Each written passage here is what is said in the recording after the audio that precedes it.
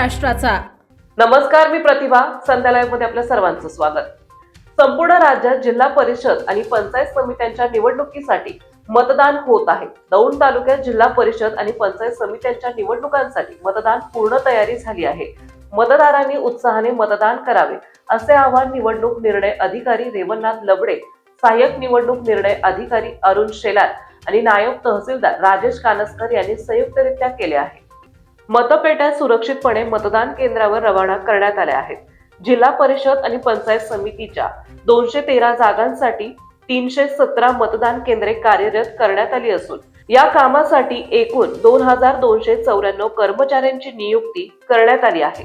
आपत्कालीन परिस्थितीत स्थिर पथक 6, भरारी पथक 6 आणि व्हिडिओ सर्वेक्षण पथक 6 कार्यरत करण्यात आली आहेत। जिल्हा परिषद पंचायत समिती निवडणुकीसाठी तालुक्यातील मतदारांची संख्या 2,73,100 आहे।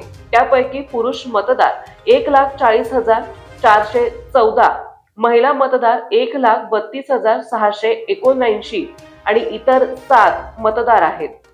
ताज्या आणि महत्त्वपूर्ण बातम्या पाहण्यासाठी आजच आमच्या संध्या लाईव्ह न्यूज चॅनलला YouTube वर सबस्क्राइब करा आणि बेल आयकॉन प्रेस करा।